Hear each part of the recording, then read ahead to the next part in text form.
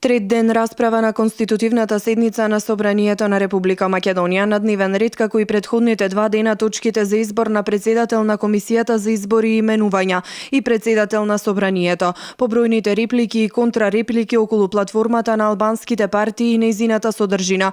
Пратеникот од ДУЕ Ејуп Халими од собраниската говорница ги прочита точките од истата. За да се остранат дилемите и да не се добиваат дневни политички поени, да не се подкриваат тензиите меѓу двете мнозински заедници што се во оваа држава, значи ова е програма и платформа на албанските политички партии. И решението на сите тие проблеми ќе придонесе во демократизација на општеството во Република Македонија.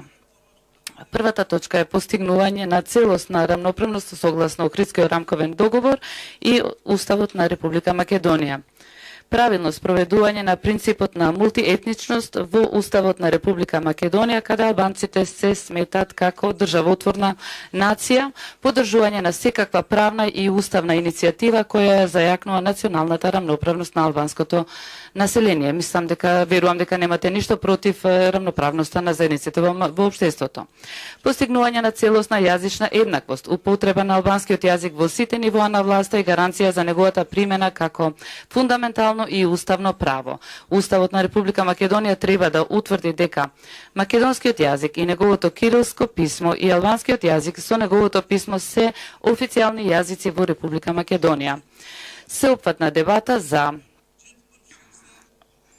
знамето, химната и државниот грб на Република Македонија со цел државните символи да ја рефлектираат општествената мултиетничност и етничката рамноправност. Усвојување на резолуција во Собранието на Република Македонија со која се осудува геноцидот врз албанскиот народ во Македонија во периодот 1912-1956 година. Платформа има, ви ја прочита господинот Ејуп, за што јас му благодарам, истакна на денешната седница пратеникот од ВМРО ДПМН Илија Димовски. Платформа има. Платформа има. Ви ја прочита господинот Ејуп, за што јас му благодарам. Пред господинот Велјановски барам стенограм од обраќањето на господинот Ејуп да го добијат сите пратеници и оние кои што до вчера мислеа дека нема. Прва работа. Втора работа. Излезе господинот Манчевски. Ова е многу битно, сакам да го потенцирам и за пратениците и за медиуми. Може би прв получекор за излез од кризата. Ајде вака. Јас зборувам сега во име на целата коалиција. Да најдеме гаранција денеска, ако најдеме гаранција, денеска да го распуштиме Собранието на Република Македонија, уште денеска ќе биде избран председател на Собранието на Република Македонија, што ќе има единствена улога да распише брзи локални избори и да распише брзи предвремени парламентарни избори. Ајдете, па со оваа платформа, ако победите заедно со сите ваши ветувања за минимална плата, за радиодифузна такса, ако победите, ние нема ниту една запирка да ве стопираме за да ги реализирате ветувања. Да најдеме гаранција, денеска ќе избереме председател на собрание, денеска го распуштиме собрание. Димовски додаде дека ВМРО ДПМН и коалицијата за подобра Македонија немаат никаков проблем за председател на собранието или на било која друга функција која ја бира собранието, да биде избран албанец, турчин, србин, бошњак, влах, ром. Но проблем е кога некој се обидува мнозинството од македонскиот народ и помалите етнички заедници да ги исклучи од процесот на одлучување. И Антонио Милошовски од ВМРО ДПМН истакна дека како коалиција немаат против никој да има своја платформа, но имаат против кога е подметната после изборите. Ако господинот Зоран Заев лаже дека не постои договорена платформа и прифатена од Тирана, господинот Ејуп Алими не лаже. Ако господјата Шеќеринска лаже дека нема разговори за резолуција за осуда на наводен геноцид врз албанците, господинот Ејуп Адеми не лаже. Ако господинот Заев лаже дека не е разговарано за менување на устав, на закон, на територијална реорганизација, кантонизација, господинот Зијадин Села не лаже. Ако Социјалдемократскиот сојуз преку господинот Тунтев лаже дека платформа од Тирана не постои.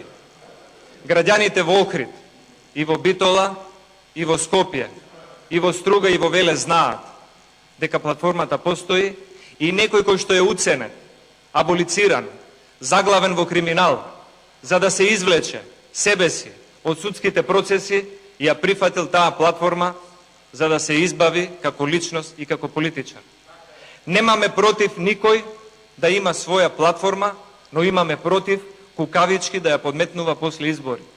Ако сакате платформата да биде верификувана, ако сакате за неа да се разговара и да биде дел од проектите на било која идна влада или собрание, излезете на избори и граѓаните нека се изјаснат.